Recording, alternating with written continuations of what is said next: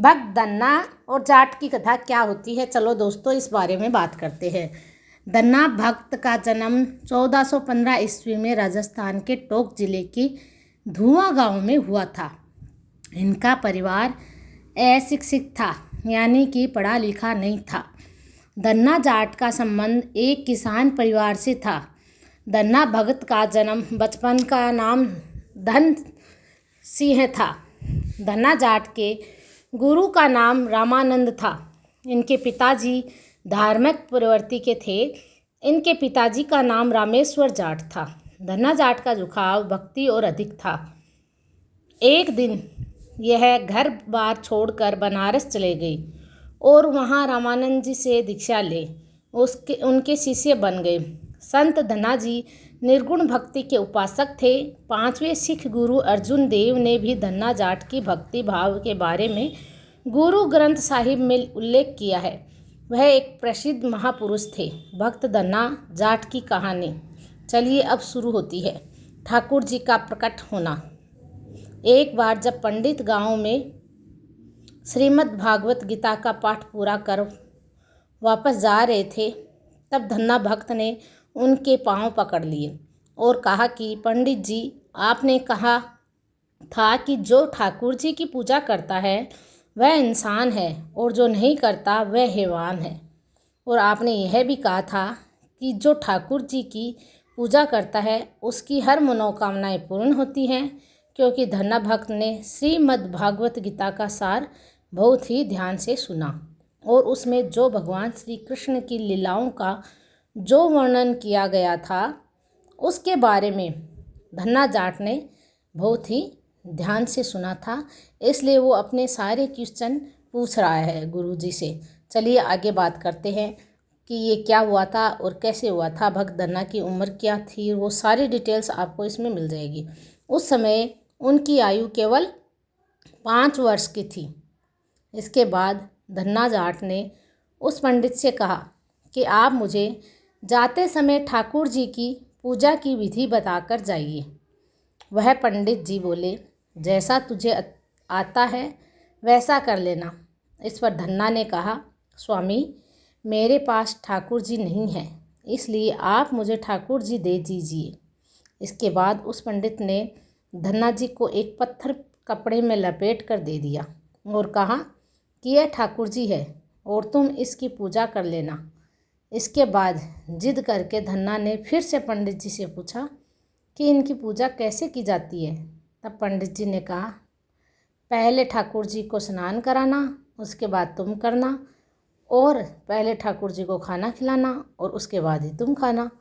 इसके बाद धन्ना जाट ने उस पत्थर को घर में ले जाकर स्थापित कर दिया। दोस्तों ये बात एकदम सही है, ये कहानी बिल्कुल सही है। आप देखना, उसकी भक्ति और इसके मन के विश्वास ने उस पत्थर में भी भगवान ला दिया गया है। कैसे ला दिया गया है, ये पूरी कहानी सुनोगे तब आपको पता चलेगा। कहानी बहुत ही इंटरेस्टिंग है दोस्तों, इसलिए पूरी कहानी सुनना। चैनल चाहे आप सब्सक्राइब ना करना, लेकिन कहानी पूरी सुनना। धन्ना जाट की नज़र में वह पत्थर ठाकुर जी की मूर्ति था। उनके मन में ठाकुर जी के प्रति अटूट विश्वास और श्रद्धा थी। इसके बाद धन्ना जाट ने पहले ठाकुर जी को स्नान कराया, उसके बाद खुद ने स्नान किया। धन्ना जाट बहुत ही गरीब परिवार से था। उनके पिताजी की मृत्यु हो चुकी थी। अब घर में माँ और बेटा ही रहते थे। जब खाना खाने का समय हुआ तब धन्ना जाट के हिस्से में एक रोटी आई। वह रोटी और मक्खन उन्होंने पहले ठाकुर जी के सामने रखा और कहा कि ठाकुर जी, पहले आप खा लीजिए, उसके बाद ही मैं भोजन ग्रहण करूँगा। इस प्रकार 6 दिन बीत गए, पर ठाकुर जी ने भोजन ग्रहण नहीं किया था। फिर अंत में धन्ना जाट ने कहा, यदि आप भोजन नहीं ग्रहण करोगे तो मैं भी भोजन नहीं खाऊंगा। वो तो अशिक्षित था, उसे नहीं पता था कि भगवान खाने वैसे नहीं खाते हैं। भगवान को तो भोग लगाने से ही भगवान को भोजन मिल जाता है, इसलिए उसे नहीं पता था।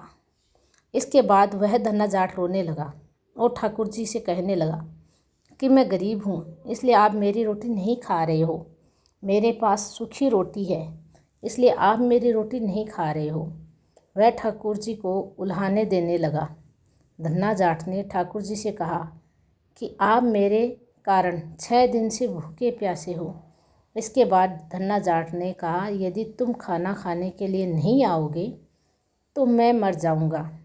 जब धन्ना जाट ने मरने के लिए चाकू उठाया तो उस पत्थर में से तेज प्रकाश निकलने लगा और धन्ना जाट का हाथ पकड़ लिया और कहा, धन्ना देख, मैं खाना खा रहा हूँ।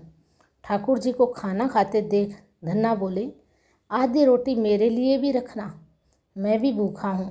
तब ठाकुर जी ने कहा, तुम दूसरी रोटी खा लेना। फिर धन्ना बोले, मेरे हिस्से में एक ही रोटी आती है, यदि मैं दूसरी रोटी खाऊंगा तो मेरी माँ भूखी रह जाएगी। इसके बाद ठाकुर जी बोले, तुम दूसरी रोटी क्यों नहीं बनाती?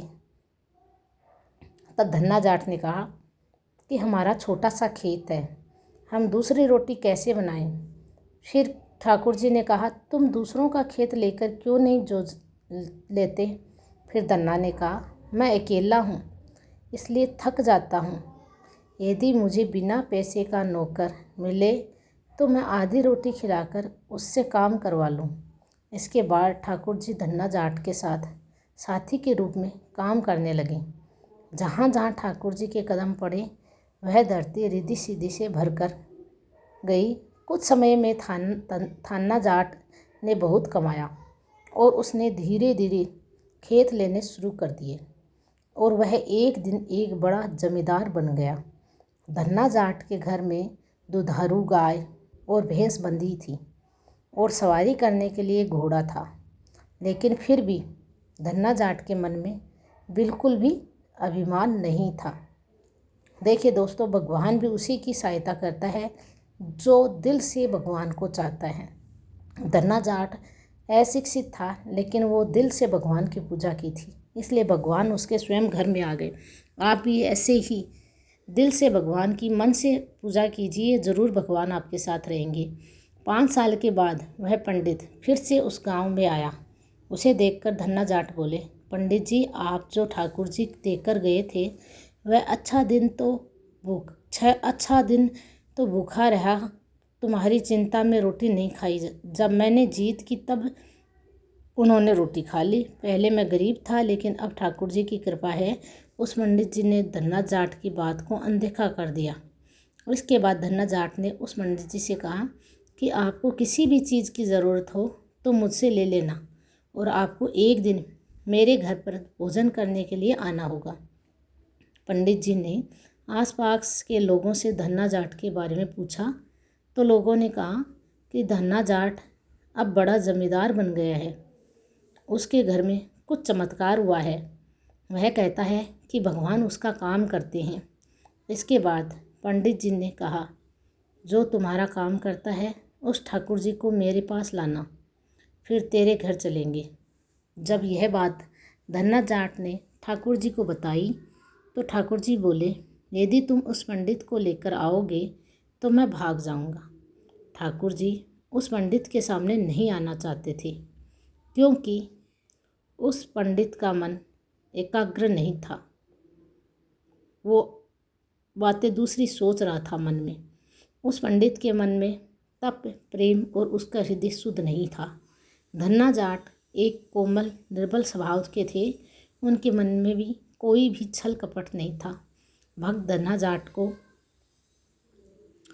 दोस्तों ऐसी कहानी सुनने के लिए हमारी YouTube अनीता क्यूटोज़ को सब्सक्राइब करके हमारे मनोबल को ज़रूर बढ़ाएं और लाइक शेयर ज़रूर करें। आपको ये भक्त धन्ना जाट की कहानी कैसी लगी? क्योंकि भगवान उन्हीं के पास आते हैं जिनके मन में छल कपट बिल्कुल भी ना हो। तो दोस्तों, आप भी भगवान को बुलाना चाहते हो तो छल कपट के बिना बुलाइए।